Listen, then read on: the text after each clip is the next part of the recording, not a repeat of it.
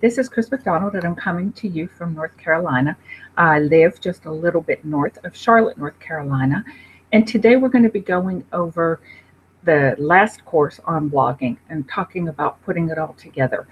A little bit more about me. I used to work with an MLM, and whenever they added social media to the mix of different things that we could do to get new leads and new customers, I felt a little bit overwhelmed. There was always new information. Just about the time that I learned something and understood it, it seemed like there was some kind of an update. I felt so overwhelmed and wasn't sure where to go or how to get started or who I was marketing to. Of course, I didn't even know that was the words to express what it was that I was feeling. So I decided to just go ahead and do social media by itself. And what I offer now are done-for-you services. I'll write blogs for you. I also offer courses on social media. Those are all just some of the options that are available if you're interested. I also have a book that has different social media images that you can use on your social media channels today. And all of that is available on my website. Our temperature here in Charlotte area has been astronomically high. It's even hotter than it is in Miami, Florida. And we keep breaking all kinds of records and need rain terribly. I always joke and say that I'm a summer girl and I really like being able to have the heat. I think that 99 and 100-degree weather, I've gotten more than my fill. So let me go ahead and share my screen and get us started. We have a lot of information today.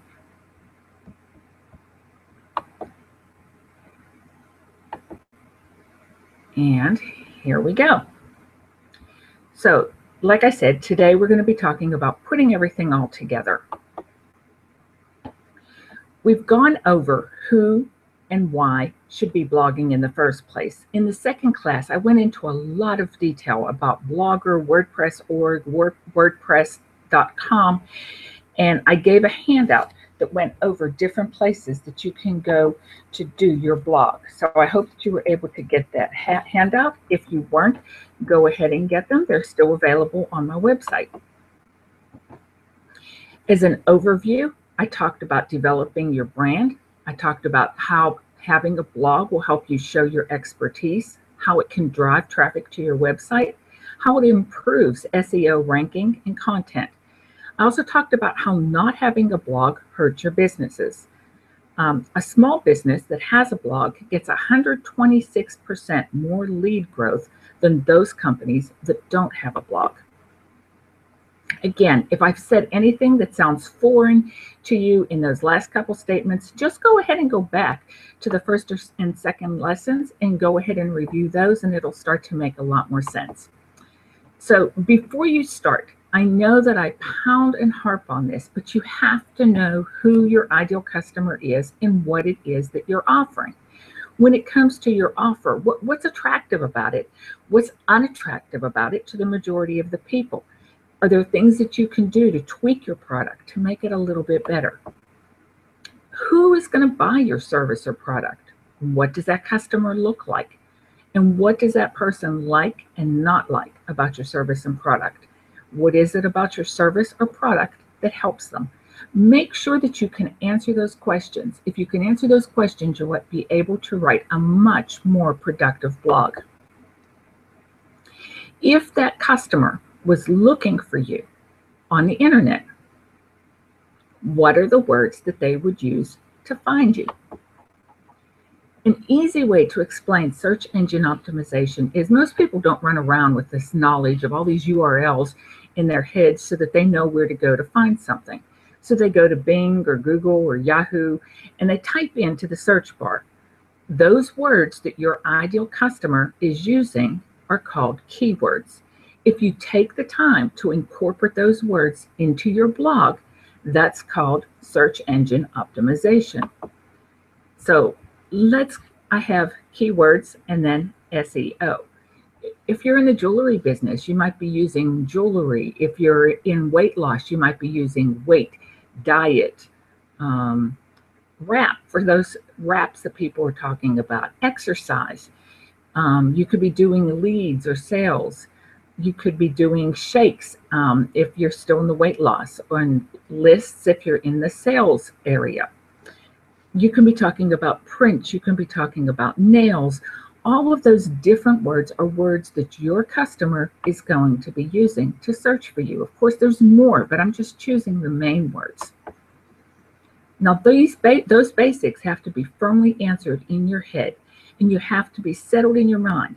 Don't start your blog until you know those answers. Otherwise, you're just going to be writing aimlessly, and it'll show in your writing, and people will know. They'll want to know why they should come back and read your blog again. You have to make sure that your topics are things that interest you and your ideal customer. You want things that are going to show your expertise and things that are going to show your passion. I did a recent blog on do you need an ideal customer or a niche? Obviously, having an ideal customer is a big thing with me, and I'm sure that those of you that have watched any of my other videos know that. When I wrote that blog, I just wrote with my passion. That particular blog, when I posted it on LinkedIn, got 425 views in a week, which, to some people that might not be a large number, but for somebody that's kind of starting out and not been in the business for a real long period of time, those were great results. And that was using my passion, which is helping small businesses to come out of the fog. You have to know who it is that you're marketing to. You want to be organized, and it's better to start organized than to have to take several days off to try and do that, which is something that I had to do. I had to take time off to become organized, even though I heard about it. Everybody talked about how you want a content calendar, and I didn't do it. You want to make that blogging calendar. I have mine separated into 4 weeks with titles or sections such as blogging, Facebook, Twitter, mindset, tools, LinkedIn as my topics.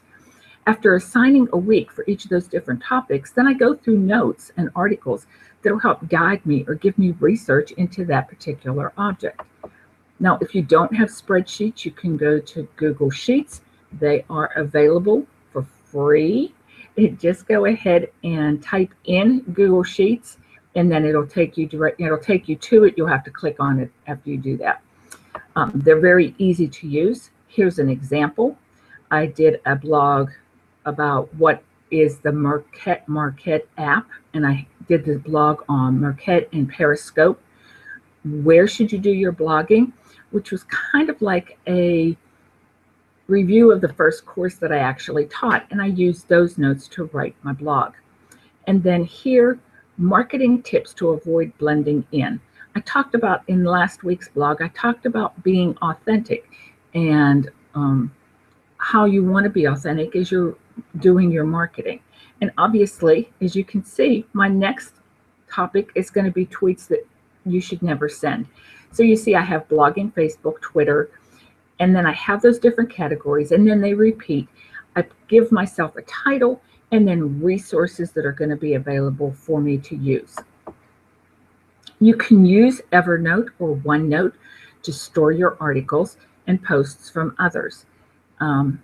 For example, you see here, I put where should you do your blogging? That source came from OneNote. So that was something that I was able to do. Now, I prefer OneNote over Evernote. I keep saying I'm going to learn more about Evernote, but I'm just afraid it's going to be 2 things that I handle and more than I can handle. You can see here that I have massive amounts of different topics from tools, personal development, Twitter, Facebook, books that I should read, Pinterest, LinkedIn, Instagram, list building, branding, and on. Those are all different topics that I'm storing in my OneNote. And if I go under one topic, let's say Facebook, I might have 30 to 40 articles that are already in there. Sometimes I go ahead and hit the print button and send it to OneNote. Sometimes I just put in a URL because there's already been a topic that's similar to it. So I just add that URL to an article that I already have. You want to have a backlog of ideas that are going to be available to you. What I like to suggest is to even have a backup blog that's ready to go. If you use advanced planning, you'll be able to reasonably schedule your work, and you'll be able to have some variety instead of just writing constantly on the same topic. If you don't like Adobe Photoshop or PowerPoint or Illustrator, you can use Canva or PicMonkey. They'll help you to make great images. You can use Social Oomph or Hootsuite or Buffer to schedule your content. And you want to not only be scheduling your content for Facebook and Twitter, but you want to go ahead and take content from your blog and then go ahead and direct people back to that blog. So you can go on Facebook and have an image that you've already created for that particular blog, put it on your Facebook page, and then say, read new blog, and then put that link. And that's how you're going to be directing those people back to your blog. Like I said it before, when we first started, that blog is going to be like the center of that wheel with all of those different social media platforms going out from it. So what I'll do after I finish a blog, I'll not only put it on LinkedIn, I'll put it on Facebook with links that make it available, links to my particular blog, and I'll do that on Twitter as well. And I don't just do it once, I do it several times a day.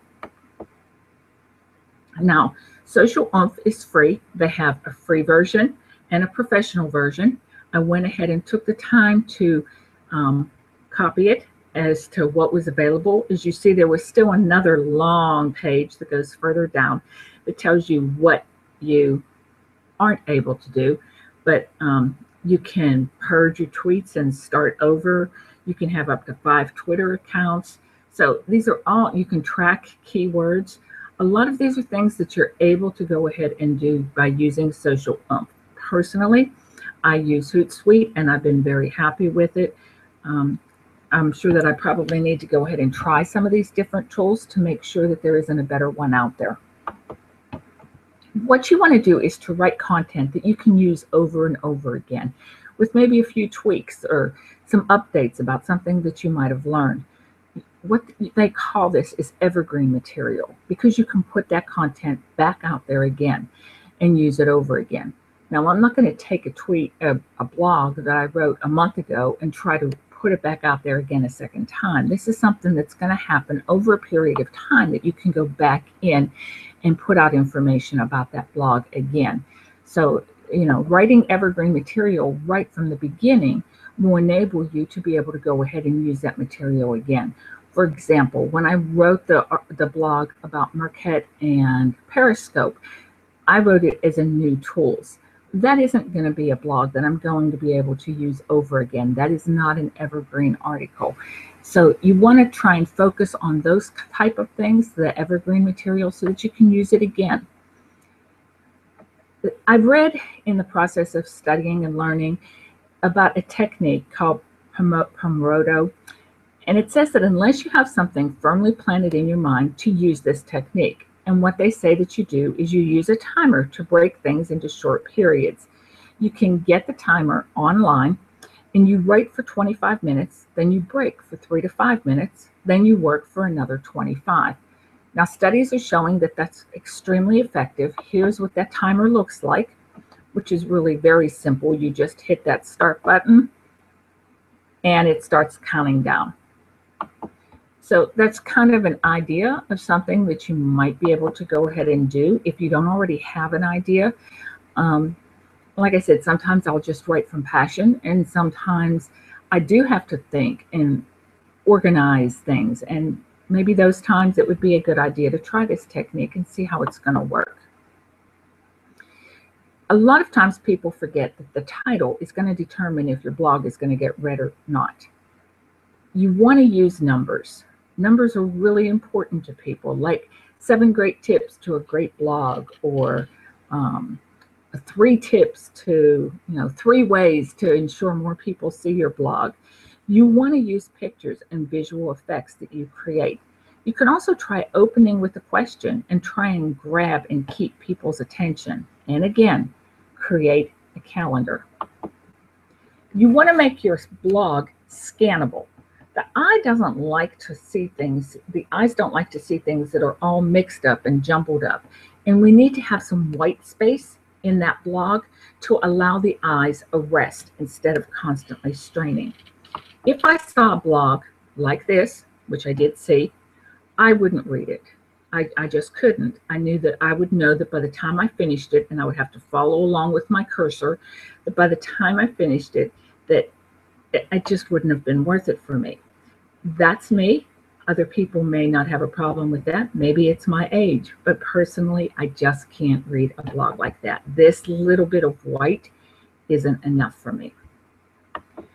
Here's an example of someone else's blog. Do you see the difference? Do you see the amount of white that is in there? And that would be much more readable. You can scan that quickly and easily. The best writers are the thieves, and I was stunned. I'll read those first sentences and decide how much I want to go through and actually read it. So you want it to be able to be 1, 2, 3 scanned. What I do in mine, this is from my blog, I went ahead and added click to tweets, and that helps break up some of that space. And then I also like to put in a lot of images. That's a big goal for me, to make sure that I have a lot of images. And those click to tweets, I do those mainly for the purpose of people that are just starting in social media. They can read that blog, and usually I have about between 15 to 20 tweets in every blog, so that people can use those for their own material if they'd like. The second big tip, organize and schedule.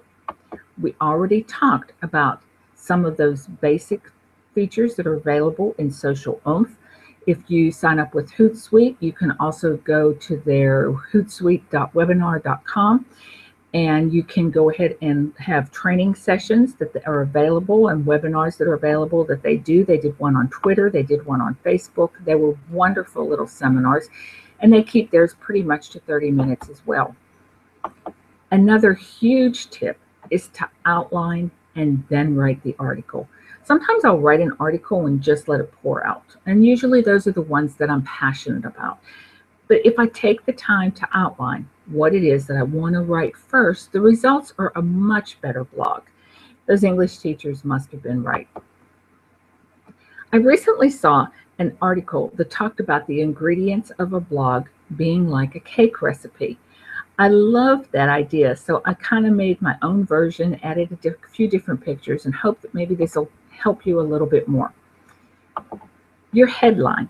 Your headline needs to be important, and it's going to spark the interest and invite the readers in, just like a cherry on top of a cupcake. If you see a cherry on top of a cupcake, you're going to be tempted to go ahead and pick up that cupcake for the cherry. So it's the same thing with your blog. Write that good headline and capture those people's attention. Just like sprinkles on that cupcake are going to entice you, so is a good hook at the beginning. Use it by asking questions, or write something that is going to relate to your readers. Of course, the only way that you can relate to your readers is if you know who that ideal customer is. You want to spread or frost your blog with images and photos to illustrate your point. Make sure that the main point that you were trying to get through to your people is clear. You want to make sure that they understand what that is. So use those images, use quotes, use photos. There's a lot of different layers on that cake. So you want to section your content and give a much better perception of what it is that you've written. You want to offer advice and tips. Being helpful and explicit are key ingredients, and they make things nice and smooth, like butter. Videos are a helpful way to help illustrate your point, and videos are becoming more and more popular. If you have a video that you wanted to create yourself, or a video from someplace else that you want to share, incorporate that into your blog. You want to use tables and diagrams. Help them to visualize that data. Some people can read information and they understand it perfectly. Others need to see, to visualize it by text or by photos or images. Find a way to do that and give your blog just a little bit more flavor, just like the flavoring and sugar in a cake. You want to make sure that you have relevant links. Links will help hold your content together, and it'll further show you as an expert, just like the flour holds everything, all of those other ingredients together. And you want to make sure that those links are clear, make sure that they work, And those links will help show you even more as being the expert that you are.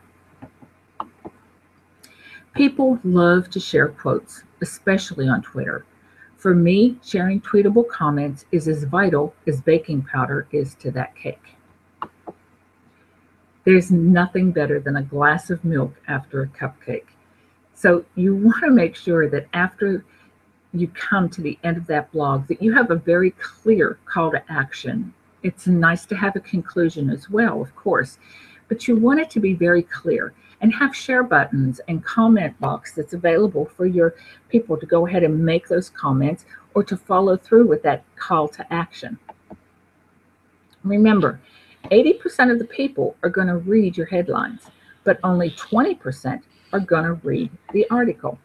The best content helps users to understand and apply this information even better.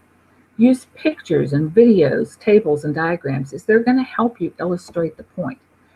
For some reason, I don't understand why, but people like odd numbers.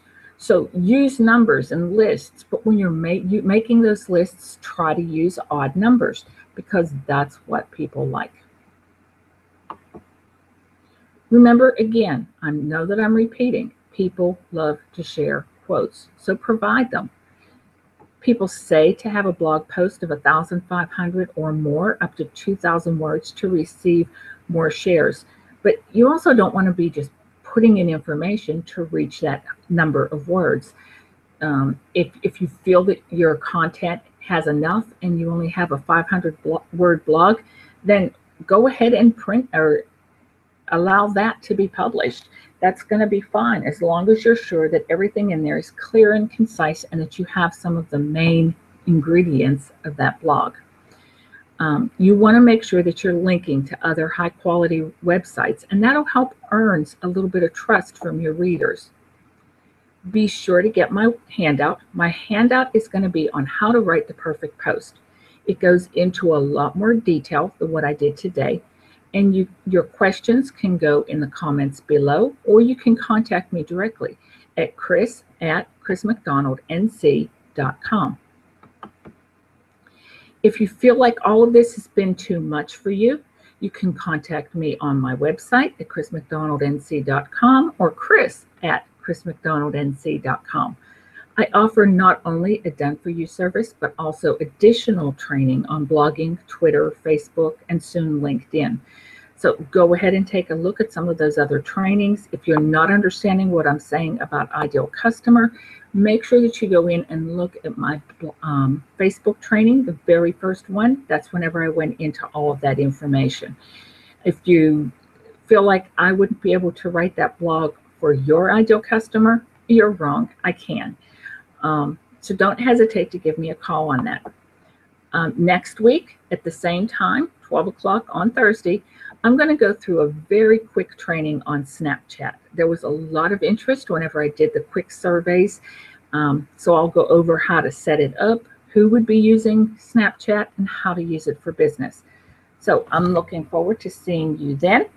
I'm sure that you'll have a very blessed weekend, and I hope that